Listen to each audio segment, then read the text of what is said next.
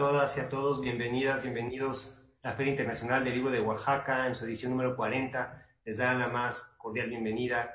En este momento vamos a comenzar esta charla que se llama Escribir tiene su ciencia. Y aquí tenemos a tres invitados muy especiales. Justamente ahorita estábamos platicando de por qué decidimos invitarlos a esta charla. Y voy a hacer una presentación muy breve. Primero tenemos a Elisa Díaz Castelo. En torno a su obra publicada, ella ha ganado el Premio Bellas Artes de Poesía Aguascalientes en el 2020 por El Reino de lo No Lineal. Ella también ganó el Premio Nacional de Poesía Alonso Vidal en el 17 por Principia, y en 2019 el Premio Bellas Artes de Traducción Literaria por Cielo Nocturno con Heridas de Fuego.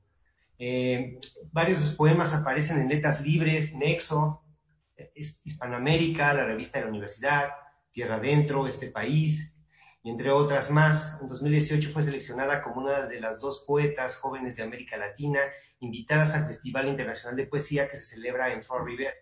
Ha sido becaria del FONCA y de la Fundación para las Letras, de Mexicanici y de la Fulbright.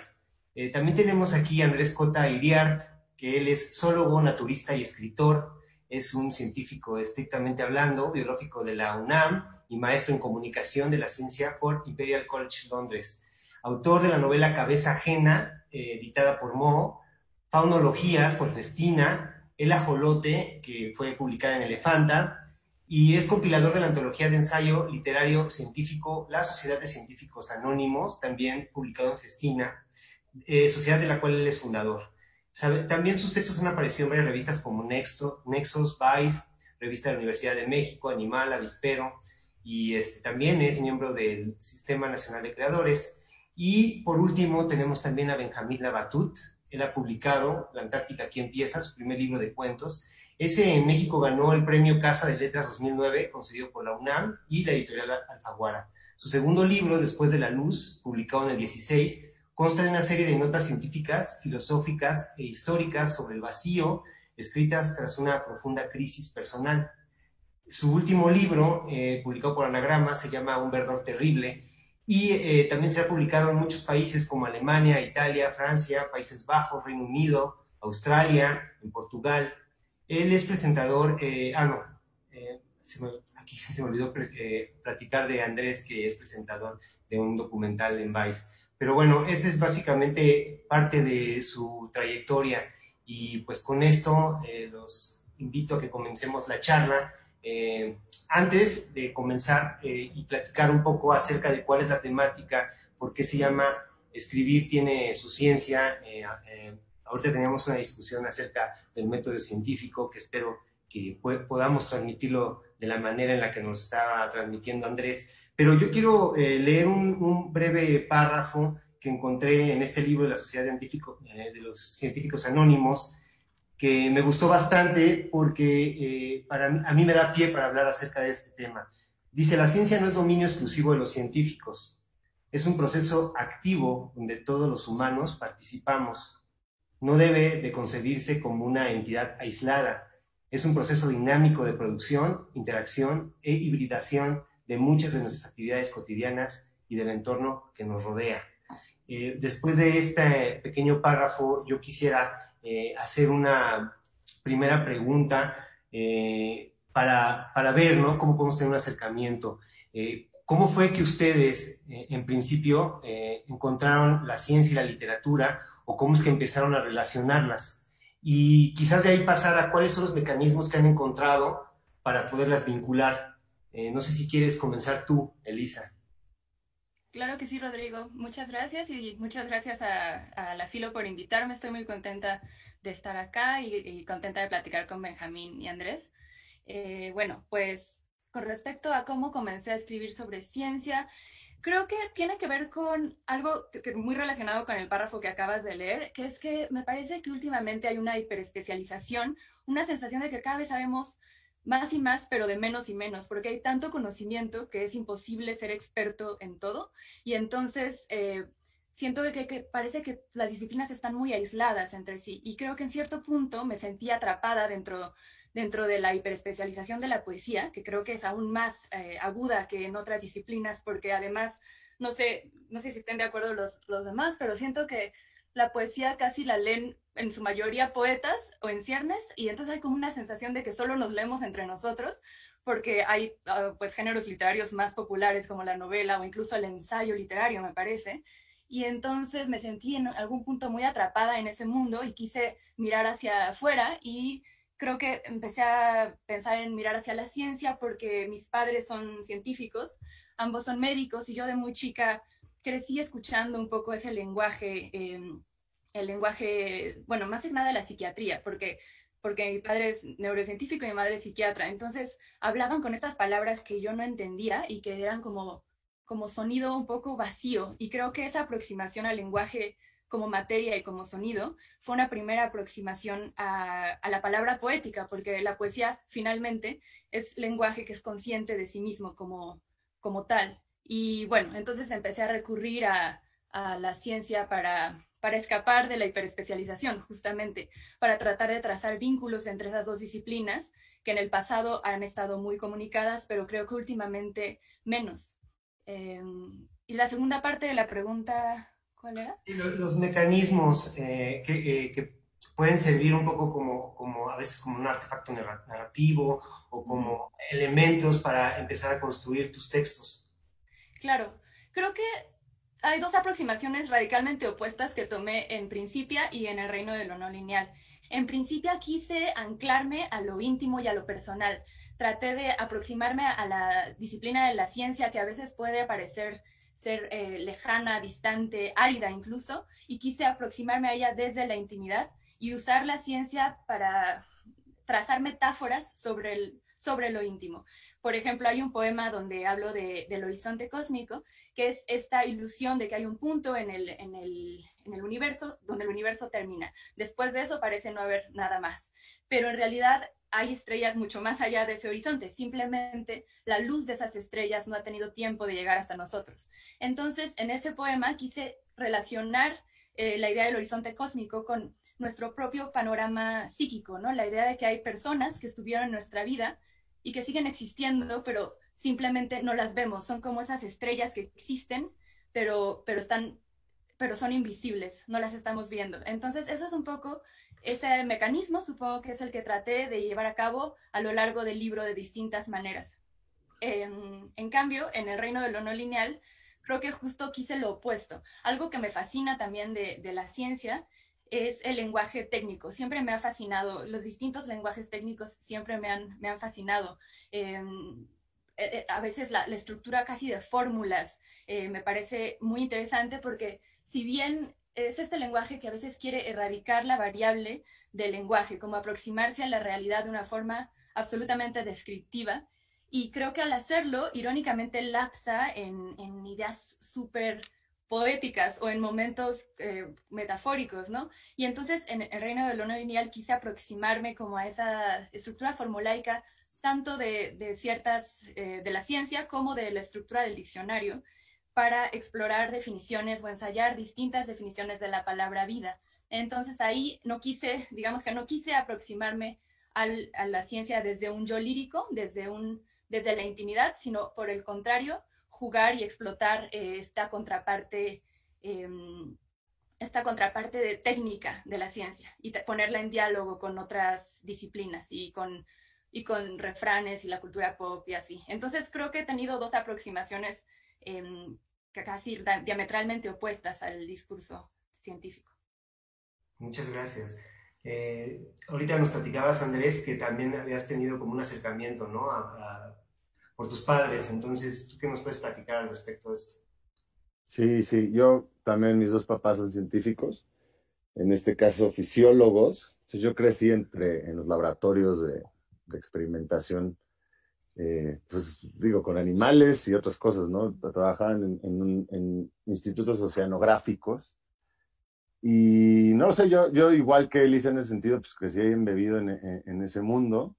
Finalmente también estudié biología, no con la idea de dedicarme de lleno para nada a la academia, sino con la idea de sacar a la ciencia y a los académicos y a los que forjan la ciencia, a las investigadoras, en fin, de sus espacios convencionales, porque creo que hoy en día la ciencia más que nunca está secuestrada completamente por la academia y se ha vuelto esta hiperespecialización de la que habla Elisa y además la administración, bueno, pues, ¿no? Cada administración luego es como la diferencia entre Dios y la iglesia, pero bueno, las administraciones científicas, y en México sobre todo, pero en otros países, no sé cómo es en Chile, pero me aventuro a pensar que es igual o similar, en que no se insta a la divulgación, no se insta a la comunicación de la ciencia hacia los científicos, al revés, se les castiga porque tienen tiene una periodicidad ahí atrás que los obliga a estar publique, publique, publique, publique. No necesaria, es cantidad versus calidad, ¿no? Como que hoy en día,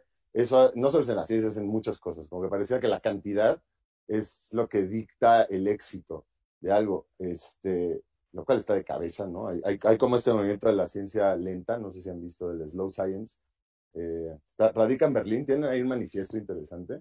No necesariamente estoy de acuerdo en todos sus puntos, pero sí estoy de acuerdo en el punto de que pues tenemos que quitarle esa vorágine de presión, porque se beneficiaría mucho la ciencia en sí si no tuviera que estar así peleando por la supervivencia y por demostrar que soy un investigador nivel 3, bueno, o sea.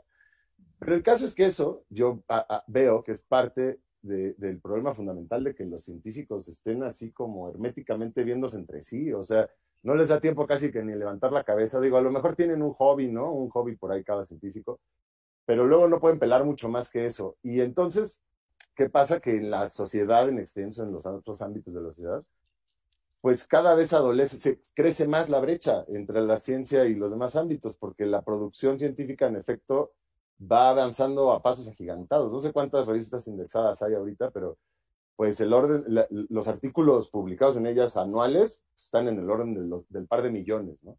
Y al mismo tiempo es cuando menos se comunica de esa ciencia hacia otros campos. Y entonces empiezan todos estos como prejuicios. No sé si vieron ahí que en la encuesta de la percepción pública de la ciencia, al menos aquí en México, el 52% de la gente desconfía de la ciencia y de los científicos. Hombre, puede haber instancias en que esté justificado desconfiar de ciertos científicos y de ciertas, pero pues es que se pierde esta idea de que es pues un oficio como todos los demás, ¿no? O sea, los científicos están haciendo su oficio, ¿no? En fin, entonces creo que hay muchas carencias de qué es la ciencia. O sea, para empezar, ¿qué es la ciencia y cómo opera hacia afuera de las disciplinas? Entonces, a mí me interesa, pues, en medida de lo posible, poner granito de la arena para cambiar eso. Y eso es la Sociedad de Científicos Anónimos, que es sacar a los científicos, pues, de sus institutos y pues llevarlos a las cantinas y a los bares, que es donde la gente normalmente, usualmente va a pasar un rato agradable y casual, ¿no? Y en el sentido de la literatura, pues es uno más de los campos en que creo que está secuestrada ahora la ciencia en la academia mucho, y claro, existe un género de la divulgación y existe un género un poquito más difuso de la ficción científica, si le queremos llamar así, ¿no? Porque siento que ahí hay varias formas de aproximarse a través de la literatura. Una es que la ciencia sea el fin de la obra, ¿no? Que es divulgar conocimientos. Y otro es que la ciencia sea motor de la obra, o sea, o una parte, ¿no? Un medio para crear la obra. Y en ese sentido creo que pues mi aproximación a la literatura fue un poco pues orgánica, o más bien fue un accidente. O sea, fue donde funcionó que yo estuviera poniendo mi granito de arena a bien que eso sea y lo pequeño que ese sea, porque me intenté dedicar al documental científico un tiempo y no tuve ningún talento para manejar ese lenguaje visual, audiovisual, por más que yo quise empujarlo. Y entonces, pues una cosa me fue llevando a la otra y acabé en la literatura. Y creo que es buena la literatura porque a pesar de que hoy en día no es un medio masivo, que podemos decir masivo realmente, pero bueno, conecta con un público limitado, pero con el público indicado, ¿no? A lo mejor hay diferentes públicos, obviamente. Entonces yo creo que en ese sentido fue, recapitulando esta pregunta, un poco lo que me ha llevado a escribir libros, además de hacer otras cosas, ¿no? El radio es otro gran medio para esto, para entablar conversaciones. Pero la literatura, al final de cuentas, es entablar conversaciones pues, a distancia, ¿no? Con interlocutores que nunca vas a ver en vivo de todo color, pero estás abriendo una conversación, creo yo, con ellos. Entonces, en fin, eso fue lo que me fue llevando a mí a estar ahí, explorando ese vértice entre ciencia y literatura. Claro, qué bueno que mencionas la parte del lenguaje, porque ese es algo importante, ¿no? Ver qué papel juega el lenguaje para abordar algunos fenómenos inexplicables o eventos. Y esa es otra cosa que yo también me preguntaba un poco ahora que hablas desde el documental. Y hablando de ficción científica, pues vamos a pasar con Benjamín, porque el Verdor, o sea, los personajes son increíbles, ¿no? El terrible Verdor tiene personajes que son increíbles, son pues, sacados de la ficción, pero es al revés, ¿no? Entonces, no sé tú cómo nos quieras platicar acerca de tu acercamiento. Hola a todos. Bueno, yo creo que la ciencia y la literatura avanzan por caminos paralelos, pero los dos son formas de dotar al mundo de sentido. En lo personal yo llegué a la ciencia porque me interesan los fundamentos. Eso te lleva a toparte de frente con las matemáticas y la física, que muchas veces creo que la gente no subyace hasta qué punto las matemáticas están detrás de todas las otras ciencias. Pero yo creo que la ciencia tiene un ámbito, tiene un límite, más allá del cual no puede mirar. Y esa es la parte de la ciencia que me fascina a mí. Sobre eso yo escribo. La ciencia estudia ciertos fenómenos, eh, pero las cosas que consideramos más importantes, lo sagrado, el misterio, los sueños, la pesadilla, el deseo, para esas cosas la literatura tiene mucho que decir. Es como, es como una hermana loca de la ciencia, más vieja, mucho anterior, ¿no? Como sin dientes, ya no le queda mucho poder. Pero también es más sabia porque de alguna forma conoce más el lado oscuro del alma del mundo. Sus aspectos que son justamente los que le cuesta más a la ciencia enfrentar, ¿no? Su aspecto caótico. Y los enfrenta de una manera que la ciencia no lo puede hacer. Yo en ese sentido creo que hay que tener un pie en cada lado. Eh, la verdad que uno no puede, no sé, uno no puede meterse un telescopio en el culo para tener una noción más profunda de sí mismo. Hay que necesariamente descender también hacia lo irracional. Todos hay que, yo creo que es una necesidad hoy en día, ¿no? Y los cruces entre ciencia y literatura son súper importantes, ¿no? Para ambos lados. O sea, los quarks fueron inspirados por una frase de Finnegan's Wake, que dice, "Three quarks for Master Mark". Y en Finnegan's Wake aparecen personajes que son tres personajes que en el fondo son uno solo, pero que no aparecen por separado, un poco como los quarks. Y mi ejemplo favorito es Edgar Allan Poe, que 2 años antes de morir, en 1848, escribió un libro que se llama Eureka, que es un poema en prosa, y que él estaba absolutamente seguro de que era su obra maestra, era lo que tenía, era lo que él había venido a darle al mundo. Y claro, el libro lo destrozó la crítica, vendió 500 copias, y si uno lo lee es casi una muestra de la descomposición mental la que estaba pasando Poe. Pero lo interesante es que está lleno de ideas que hoy en día son parte del canon científico. O sea, Poe hablaba de que el universo comenzó con una partícula primordial que se divide en un flash instantáneo y que eso crea la totalidad de la materia, 80 años antes de que Lemaitre, el padre, el cura Lemaitre, hablara del Big Bang. También habló de una futura contracción del universo, el modelo del Big Crunch, que hoy en día no tiene tanto apoyo. Habló de la equivalencia entre materia y energía, habló de la identidad entre luz, calor y magnetismo, que Maxwell formalizó en sus ecuaciones 20 años después. Además también dijo que había una fuerza repulsiva que contrarrestaba la gravedad, como lo que hoy en día se llama energía oscura o la constante cosmológica. La diferencia entre la ciencia y la literatura es que, claro, el delirio de Poe llega a estas ideas a través de la alucinación, muere en una cárcel vistiendo la ropa de otra persona, completamente linguera, poco tiempo después de publicarlo. La ciencia tiene sus propias sendas que son más confiables, pero también de alguna forma es un delirio organizado, es el delirio de pensar que los fenómenos del mundo se pueden subsumir en un orden, y además que ese orden es algo que nosotros somos capaces de entender. Yo siento básicamente la misma fascinación por ambas cosas, pero creo que es muy importante conocer sus límites, los ámbitos en los que se pueden aplicar y donde fallan. Claro. Sí, yo haciendo alusión un poco a una reseña que leí a Adán Ramírez Serret, que también es amigo de la feria, hablaba un poco de Alfonso Reyes y de cómo él, en su búsqueda de catalogar la literatura, hablaba de la literatura ancilar, ¿no? Esta literatura que de alguna manera es esclava, ¿no? Por el latín, que es esclava o es sierva. Y ponía como ejemplos la enciclopedia o los cazadores de microbios. Y decía, pues es que son obras que cuando las lees adquiere una fascinación porque vas descubriendo que son esclavas de un tema, ¿no? Ya sea la ciencia, ya sea algún descubrimiento, y se van transformando en obras de arte. Y entonces cuando yo leía sus textos, yo veía esta ficción y veía que me contaba una historia, ¿no? Y veía que además se volvían personajes algunos elementos, ¿no? O sea, de repente yo veía que la enfermedad, los agujeros negros, la putrefacción, la misma muerte, los aparatos tecnológicos se vuelven como protagonistas, y yo lo llevo a mi vida y yo veo cuando fui la primera vez a una resonancia magnética y mi capacidad de observar, porque yo, por ejemplo, también vengo de familia de médicos, ¿no?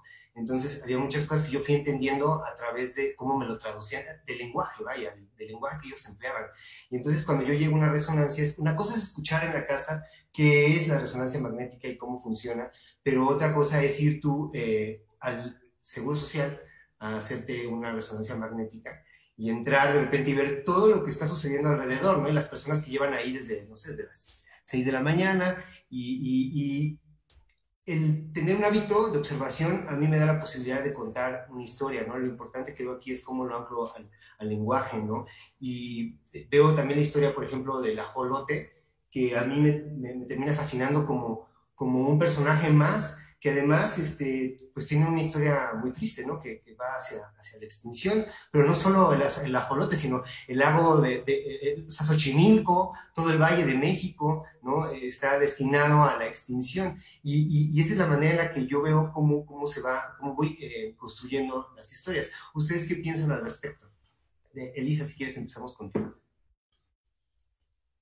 Pues una cosa que, bueno, quería primero decir que ahorita que hablaba Benjamín sobre el Eureka de Edgar Allan Poe, a mí me fascina que él, entre otras cosas que menciona Benjamín, también él fue el que descubrió justamente, bueno, no descubrió, sino intuyó la razón por la cual el universo tiene, o sea, el horizonte cósmico, la razón del horizonte cósmico, que es que hay una paradoja, que ahorita no recuerdo cómo se llama, pero es esta paradoja de que técnicamente si el universo es infinito, en la noche tendría que estar absolutamente iluminado. Y, y pues es una gran paradoja de por qué no está absolutamente iluminado si hay infinitas estrellas. Y Edgar Allan Poe fue el que intuyó que la razón es que la luz tarda en viajar en el espacio, y el espacio es tan amplio que la luz de esas estrellas no ha llegado a nosotros. Entonces ahí también tuvo una intuición fantástica. Y bueno, y como él tenía como toda esta teoría de relacionarse con la ciencia de forma intuitiva en lugar de lógica, que bueno, creo que ahí hay no sé, una escisión, como que se están poniendo en lugares opuestos, cosas que no necesariamente son opuestas. Yo siento que todo científico se guía, al menos en parte, o al menos en un inicio, por intuición, y luego encuentra las bases matemáticas o pues las bases de ese conocimiento, de esa intuición. Pero bueno, y con respecto a lo que contaba sobre la estructura, a mí me interesa mucho cómo por ejemplo, el método científico clásico se comporta o refleja o puede usarse para ironizar la estructura de una narración clásica, ¿no? Como planteamiento, crisis, clímax y resolución, y cómo el método científico está imitando o están ahí espejeándose una a la otra. Y creo que es interesante, o podría ser interesante, explotar la estructura del método científico clásico para ironizar sobre la forma en la que se suelen narrar las historias. Y es algo que intenté hacer en algún poema de Principia. Y por otro lado, también siento que la ciencia funciona muy bien, o ciertas cosas, ciertos conceptos científicos funcionan muy bien como no tanto a nivel narrativo, sino más bien a nivel metafórico, que es justo algo que también he tratado de explorar, porque siento que muchas veces la ciencia, bueno, ya lo dije, que al tratar de describir fielmente la realidad, lapsa en conceptos sumamente sugerentes o poéticos. Y creo que eso sucede también en ciertos sitios del saber donde se notan cosas, pero no se sabe bien cuáles son las razones por las que esas cosas están pasando. Por ejemplo, la expansión acelerada del universo, ¿no? Como que es algo que se sabe que existe desde 1998, pero no se sabe bien exactamente cuál es la razón. Entonces, algunos la describen como energía oscura, que realmente no se sabe qué es, pero igual solamente el concepto me parece muy sugerente y fascinante, ¿no? O también el principio de incertidumbre, incluso si uno no sabe qué es el principio de incertidumbre, creo que puede ser, se puede generalizar como una especie de principio que rige nuestra vida todo el tiempo. Y bueno, como muchos distintos, e incluso horizonte de eventos, todos estos términos, y especialmente bueno, pienso mucho en la cosmología porque es lo que más me gusta, que creo que funcionan como son sumamente sugerentes en sí mismos y pueden ser usados como metáforas a nivel no narrativo, sino de metafórico. Sí, con esto como que lo unes con esta pregunta que habíamos platicado, que era precisamente la que causaba esta inquietud, ¿no? Para Andrés, que era si realmente hay un verdadero ingenio en usar el método científico en la construcción de textos, o si la ciencia es solo un tema de la literatura o puede modificar los procesos creativos. Entonces, con eso paso contigo, Andrés. Ok. Bueno, no sé, hay algo que pensé mientras estaba hablando de Benjamín que me parece que está bien que le demos un poco más de vuelta porque no es trivial. Y a lo mejor es mi propia impresión, pero por lo que estaba empezando a intuir de lo que decía Benjamín, quizá comparta, si no exactamente se dice algo similar, que es que de alguna manera la literatura, digo, entiendo la literatura como las tradiciones narrativas, ¿no? En contexto amplio, pero siento yo que tanto la literatura como la ciencia son quizá una de las actividades, si no es que las dos más, eso tendría que pensarlo un poquito, pero más esenciales para que nuestra especie sea lo que es, o sea, para que nosotros seamos quienes somos, quizá no como individuos, porque pues tenemos estas distintas posturas, pero como especie, sin lugar a dudas no se me ocurren ahorita dos otras eh, eh, dimensiones que si se los robaras ahorita a la humanidad, o sea, si robara ahorita yo la ciencia de la humanidad, pues no existiría la humanidad, no estaríamos vivos. Nadie que haya tenido, que le hayan tapado una muela o que haya tenido cualquier tipo de intervención médica, ya nada más en eso lo podemos dejar, estaría vivo. Y sin literatura no hay coerción de los pueblos, y sin coerción de los pueblos no hay desarrollo de civilizaciones, ¿no? O sea, el cambio cognitivo que sucedió hace unos 60,000, 70,000 años y que hizo que el Homo sapiens de pronto tuviera algo sucedió ahí, un clic, que hizo que le ganáramos la carrera a los otros 6 humanos, ¿no? Humanoides, a falta de un mejor término, con los que durante la mayor parte de nuestra evolución compartimos el planeta. Eh, y probablemente ese cambio significativo haya sido esta posibilidad de entablar ficciones, ¿no? Haya sido esta posibilidad de crear realidades intersubjetivas que son cosas imaginarias, ¿no? Entelequias imaginarias, pero que tienen el poder de tener un efecto drástico y material sobre la realidad. Y eso es fuertísimo, eso es lo que hizo que el humano, pues, ¿no? Y probablemente es de las cosas que sí nos demarcan del resto de animales, porque en realidad compartimos la mayoría de nuestros atributos que creemos a veces como humanos, pues un montón de animales los compartimos con ellos. Pero a lo que quiero ir con eso es que entonces este vértice de literatura y ciencia sí me parece,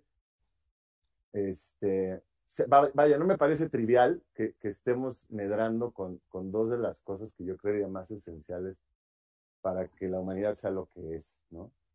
En fin, pero bueno, yéndonos a otro lado, creo que definitivamente, y volviendo a subrayar cosas que le hacen falta a la ciencia drásticamente, obviamente adolece hoy en día pues una comunicación más cercana con la filosofía. No sé si compartan eso, pero se ha perdido mucho este diálogo entre los campos. Y de hecho la filosofía está un poco relegada, estúpidamente, porque yo creo que con mucho es es la actividad pues, una de las más importantes, al menos para poderle sacar sentido a las otras que hacemos. Pero adolece de eso y también adolecen los científicos de tener clases de escritura y de literatura en la carrera, porque si uno, por ejemplo, pensando ahorita que está diciendo Elisa de la cosmología, o sea, tú lees los testimonios de los astronautas, ¿no? Salen al espacio y vuelven, y puta, se ve que a ellos les hubiera caído de pelos una clase pues de poesía, porque de pronto te rebasa, o sea, es algo que te rebasa cualquier lenguaje, pero pues mientras más hayas explorado tu sensibilidad, a lo mejor lo puedes comunicar un poco más allá de lo que, pues hay algunos astronautas que incluso han externado eso, ¿no? Como, puta, lo que hace falta es mandar allá a la luna pues, a unos poetas y a unos humanistas que puedan decirnos algo de eso, de confrontar eso que yo creo que ha de ser la experiencia, pues como ser humano más brutal que puedas vivir, ¿no? Me perdí un poco de tu pregunta inicial, pero bueno, quería comentar sobre estas cosas. No, está súper bien. De hecho, porque lo que tú ahorita comentabas me llevaba a pensar en este personaje de Grothendieck que aborda a Benjamín. Entonces, igual si quieren seguimos sobre esa, Benjamín. Sobre lo mismo que ahorita Andrés. Bueno, escuchando a Andrés, yo creo que la literatura entra a suplir algo que nunca te da la realidad, y es el sentido. La ficción permite una mayor comprensión. Los hechos desnudos del mundo apuntan a la superficie de las cosas, y a menos que estén trenzados en una historia, suelen esconder más de lo que muestran. Por eso los grandes científicos no son solamente los que descubren un aspecto, son capaces de mostrar una historia completa, y luego esas historias se toman a la humanidad entera. El darwinismo, el modelo de partículas, la relatividad general, no son solamente descubrimientos o ideas, son historias, son grandes historias. Ahora, lo que a mí me interesa, yo creo que el lugar donde la literatura puede sacar más carne es las ideas encarnadas, las que no son solo ideas, las que son estériles cuando son solo ideas. Por eso la gente no vibra con la ciencia cuando no están, cuando no se le ha vuelto piel a alguien, como se le volvió a Alexander Grothendieck, que es un tipo que refundó la geometría, pero que en su búsqueda de una abstracción cada vez mayor, en su búsqueda de ver las cosas cada vez más de lejos, se topa con los mismos misterios trascendentales con que tienen que lidiar los monjes de claustro. Eso me parece fascinante, cuando el ser humano se topa con un límite, algo que excede comprensión porque se vuelve doloroso. Y ese dolor no es solamente para la gente que los descubre, para los grandes genios, los científicos. Yo creo que nos revela a todos nuestra fragilidad. Esas ideas, las experiencias que no podemos comprender, por más que lo intentemos. Lo que excede el modelo actual del mundo, o lo que lo amplía hasta volverlo inimaginable. Eso se ve muy bien en ámbitos como la mecánica cuántica, las singularidades. Yo creo que lo interesante es el diálogo entre ambas cosas, porque la ciencia es muy buena, me parece que lo que mejor hace es romper nuestras ilusiones. Freud dijo que las ilusiones nos ahorran el sufrimiento de enfrentar la realidad, pero que no deberíamos quejarnos si de vez en cuando alguna de esas choca con la realidad y se hace añico. Yo creo que esos momentos que ocurren en la ciencia, de vez en cuando, son los más fascinantes. Y también creo que hay algo oscuro, hay algo demoníaco también, tanto en la ciencia como en la literatura. Y como la ciencia escarba en los fundamentos de la realidad, se topa inevitablemente con esas dualidades intrínsecas que hay en todos los fenómenos. Entonces, mientras más fuerte se haga la luz que somos capaces de enfocar sobre los fenómenos del mundo, también crecen las sombras. Y esa es también pensaba, como llegando a la pregunta controversial, que yo veo entre el escritor y el científico una devoción por encontrar, yo decía, un método o varios métodos, que a veces es muy personal, para resolver una búsqueda como creadores, ¿no? Y quisiera que desarrollaran un poco acerca de esto.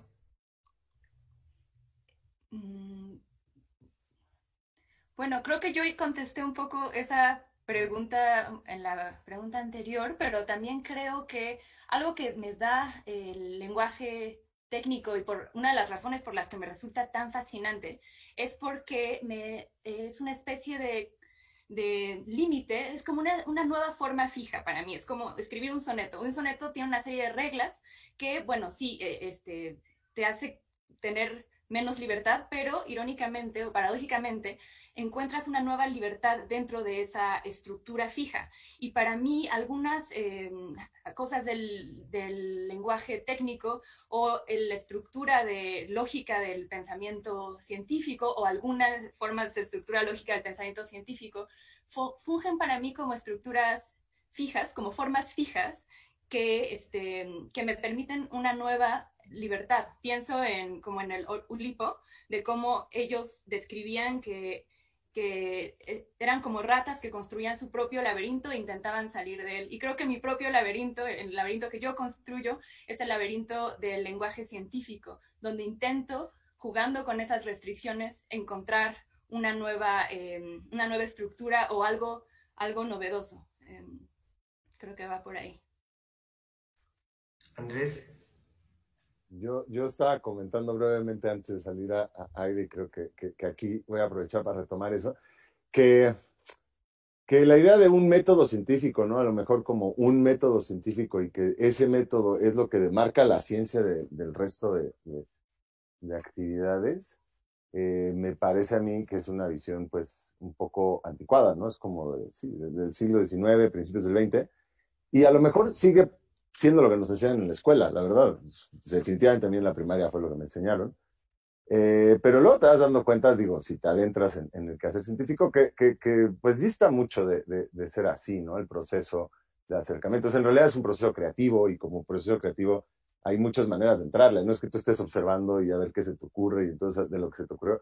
Muchas veces la teoría es previa a hacer las observaciones para, en el mejor de los casos, ver si tu teoría es correcta o no, en el peor de los casos, obligar a que las cosas que observaste concuerden con tu teoría, como pasa muchas veces, ¿no? Hay que decirlo, o sea, la ciencia, como cualquier otra actividad humana, pues está abierta a todo tipo de traspiés y aproximaciones moralmente incorrectas, si quieren decirle de alguna manera, ¿no?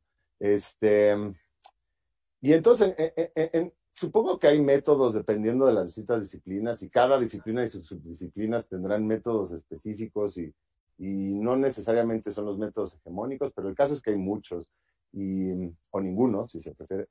Y entonces en ese sentido no sé cómo se podría llevar esa idea a la literatura, pero en la literatura es similar porque no tiene método, ¿no? Es justo, se parecen ambas actividades en que son creativas y en que hay una especie de diálogo con lo previo y tú estás quizá intentando aportar o poner algo más. Y en ese sentido, estás todo el tiempo, es como una máquina de prueba y error, ambas, y de ensayo persistente, ¿no? Y bueno, o sea, y experimentas y tienes una...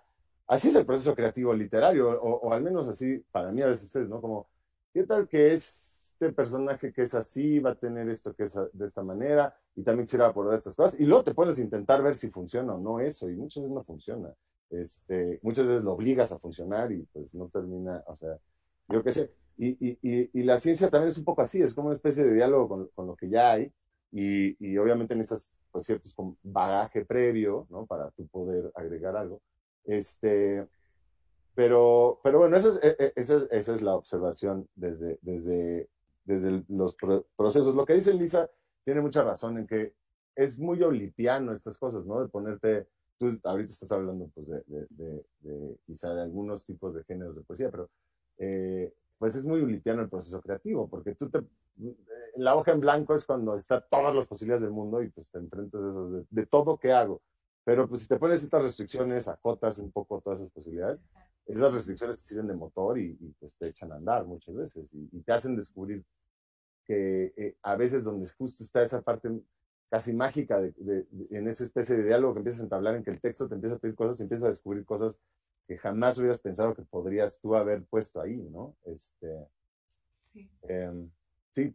Sí, con respecto a los métodos diría eso. Y creo que pues un autora que encuentre un método y se case con él, pues está condenado a que lo olvidemos, porque que se vuelve aburridísimo, a menos que sea, o sea, ¿no? Decía yo, mencionaba a Woody Allen por mencionar a un creador que tiene un método que repite y repite y pues le sigue funcionando porque es chistoso, ¿no?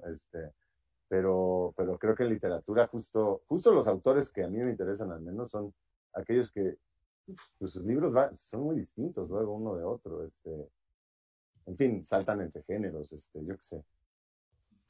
Me voy a brincar a otro lado, pero pensaba que justamente cuando Match Point rompió un poco ahí, ¿no? Y es una genialidad, ¿no? Rompió y creo que es una de sus mejores películas, bueno, a mi manera de ver, ¿no? Ahora que no esté de acuerdo, pero es una película, ¿no? Y paso con Benjamín, a ver qué nos platicas de esto que se comenta. Tienes apagado tu micrófono. Entraron mis perros a la casa. No, yo creo que la búsqueda del método obedece a un deseo muy profundo del ser humano. Es una necesidad casi de reducir las cosas a una esencia.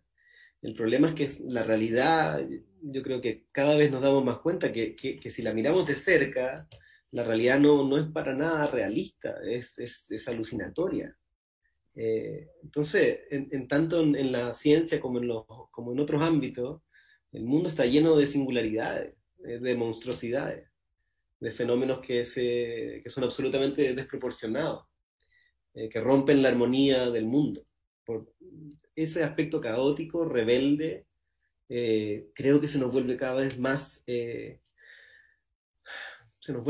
evidente. Por eso uno de los ámbitos que ha crecido tanto es la ciencia de la complejidad, eh, de entender el mundo más de acorde a cómo es en su esencia y menos a cómo nos gustaría, como siempre hemos pensado.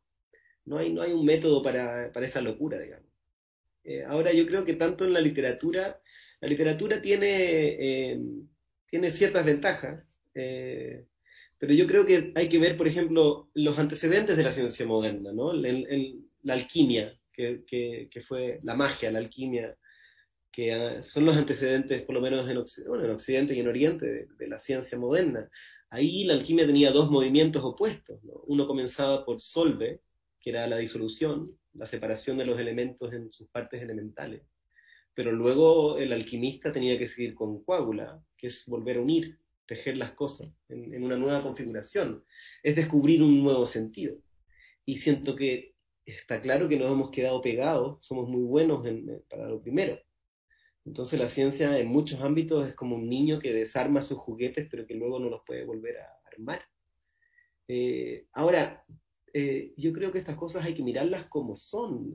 Hay un aspecto, no sé si esto tiene una solución. A mí este autor de terror que me fascina, que H.P. Lovecraft, Lovecraft decía que la mayor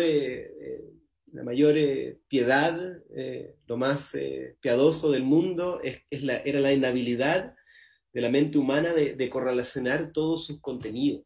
Decía que vivíamos como en una isla de ignorancia, al medio de un mar negro e infinito, y que que no era nuestro destino ir muy lejos. Y él decía en su época, pero yo creo que se sigue aplicando, que las ciencias, digamos que han iluminado cada uno por su lado, y que hasta ese momento, funcionando de esa manera, nos han hecho poco daño, por así decirlo. Pero que algún día iba a llegar el momento donde íbamos a empezar a unir todos los pedacitos de conocimiento y que se iba a abrir una vista, un paisaje, la realidad se nos iba a presentar de una forma tan grande, y que íbamos a ver nuestra relativa pequeñez en el universo, y que en ese momento el ser humano tenía dos opciones: o íbamos a correr hacia esa iluminación, o íbamos a retroceder hacia una nueva edad oscura. Y yo creo que lo que está pasando este año nos muestra súper claro cuál de las dos tendencias es la que está ganando. Sí, claro. ¿Quieren comentar algo más al respecto de esto o pasamos a las preguntas? Hay un par de preguntas. Hay varias, pero creo que ya se contestaron con lo que estaban diciendo. Entonces, no sé, ustedes me dicen, ¿pasamos? Sí. Vale, pues miren, tenemos primero esa... Dice Angie Gaona en Fil Oaxaca, así en Fil Oaxaca, se aventuran en sus obras literarias a especulaciones. Si lo hacen, cuando lo hacen, ¿qué surge y cómo lo llevan? ¿Quién se quiere aventurar a responder esta? Bueno, pues yo en un poema de principio hago una especie de especulación de qué podría ser la materia oscura, pero obviamente no creo que eso sea la materia oscura. Más bien traté de nuevo de trasladarlo como a un panorama psíquico, simbólico. Hice una teoría de qué podría ser la materia oscura si fuera una especie de símbolo en nuestra psique, pero no pensando que realmente eso sea la materia oscura, porque evidentemente no tengo las herramientas ni el conocimiento necesario para hacer una especulación, ni la formación científica para hacer una especulación real. Ni soy Edgar Allan Poe, tristemente. ¿Quieren comentar algo más, Andrés o Benjamín, sobre esta pregunta? Yo sí te especulo en mis textos. Ahora, hay distintos tipos de textos, ¿no? Lo que estaba diciendo. Aquellos que son un poco más divulgativos, por usar esa palabra tan fea, pero bueno, aquellos son más afines a comunicación de la ciencia per se, pues igual y no. Yo creo que el terreno de la especulación, y es una de las cosas, de las mayores virtudes de la ficción, especular, ¿no? Tomas esto y ahí, ¿por qué no esto? A lo mejor esto otro, o qué tal si esto, entonces sí, claro, en la novela que he publicado, claro que especulo, y además no algo modesto, ¿no? Me pongo a especular sobre las experiencias cercanas a la muerte y los psicoactivos y algún tipo de correlación que hay entre ambos, ¿no? Y además, sí, y ya se llega a proponer algo realmente especulativo para contestar la pregunta, para quedarme en sola pregunta. Yo estoy completamente de acuerdo. O sea, la especulación o sea, si no hacemos eso en literatura, ¿qué hacemos? ¿No? O sea, el ser humano solo puede avanzar hacia los futuros que ya ha imaginado. Eso es algo que queda muy claro. O sea, no tenemos que primero ver antes de dar el paso, ¿no? Y hay múltiples, es una comunicación mutua, ¿no?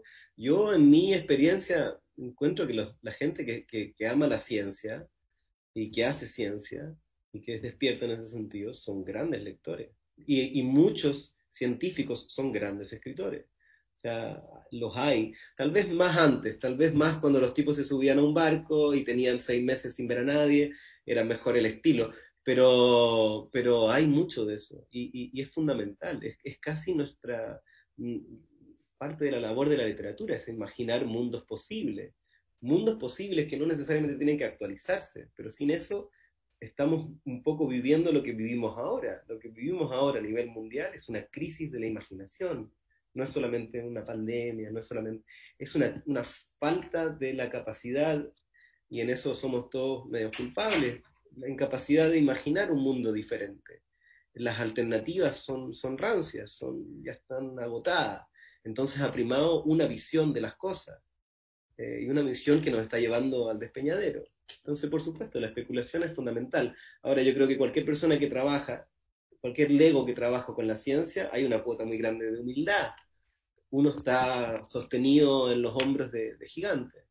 Entonces, claro, hay ciertos ámbitos, pero sí, la ciencia, la literatura sin especulación, yo creo que es solo divulgación.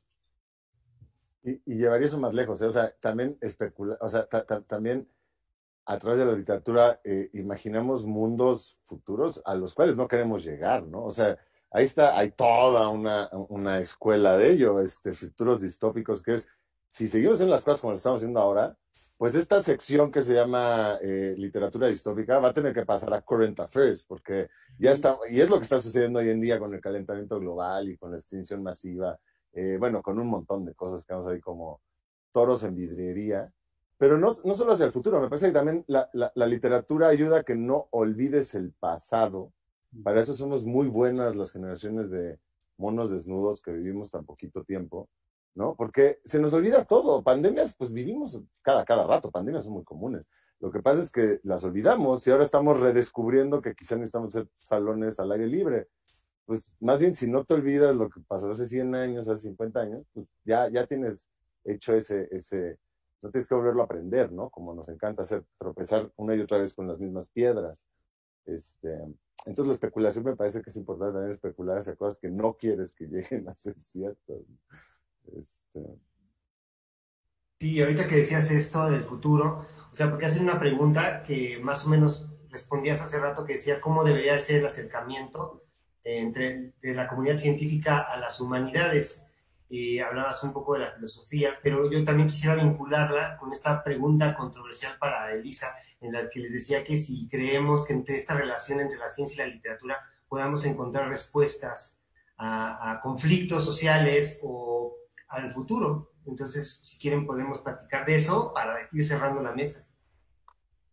Pues sí, yo creo que, por ejemplo, justo en la época en la que estamos viviendo ahora, donde hay muchísimos datos, hay una profusión de datos, cifras, curvas, o sea, la curva de contagios, etcétera, todo esto, pero creo que es material que hay que humanizar y volver narrativo, ¿no? Y creo que nuestra responsabilidad como escritores es darle narrativa y darle empatía a esas cifras, ¿no? Porque es muy fácil solo pensar en cifras y no pensar en que cada una de esas personas es una vida humana que tiene sus propias relaciones con otras personas, y creo que la labor del escritor es humanizar un poco esas cifras y darle una estructura narrativa y integrar a nuestra narrativa como cultural y como seres humanos lo que está sucediendo, porque si se quedan las puras cifras, como decía Andrés, creo que no lo vamos a integrar en nuestra historia y va a ser muy fácil olvidarlo. Por eso es necesario que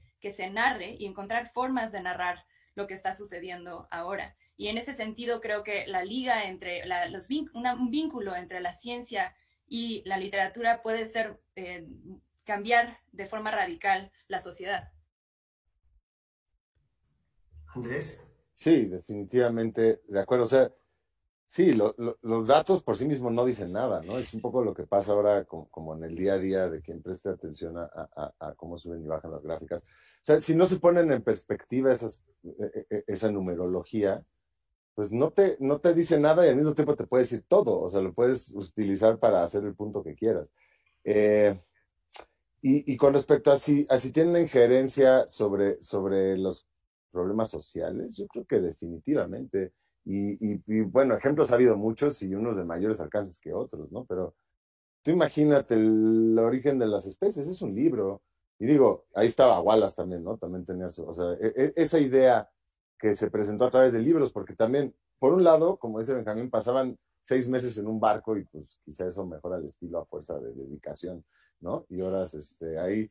Pero por otro lado también, en esa época, si no sabías comunicar bien tus ideas a través de escribirlas, pues no, no las podías comunicar con el grueso de la sociedad. Y creo que ese punto de presión obligaba a que los científicos, los naturalistas, se estuvieran preocupados por instruirse en cómo tener o sea, era parte integral de tu educación, que es creo que lo que se ha perdido ahora. Pero sí, creo que pueden, a muchos niveles, hay respuestas a problemas sociales en la literatura, sin lugar a dudas. Yo estoy en desacuerdo, pero ¿Sí? porque estamos de acuerdo en todo, no puedo pasar una Por favor, hora estando de acuerdo. por favor. No, yo creo que la literatura tiene que mantener una distancia también importante, tiene que estar desanclada de alguna forma. Em, Creo que buscar soluciones a los problemas sociales en la literatura, creo que eso daría una mala literatura. Yo creo que puede haber ejemplos. A mí me parece mucho más interesante lo que mencionaste antes con respecto a la capacidad que tienen los ojos de la literatura para ver el meteorito que se nos viene encima, ¿no? Más que creo que se puede caer muy fácilmente en buenismos que son muy peligrosos en general, para la literatura, y hay mucho de eso hoy en día, ¿no? O sea, creo que la gente cuando va se acerca a la literatura debería salir un poco tembloroso, ¿no?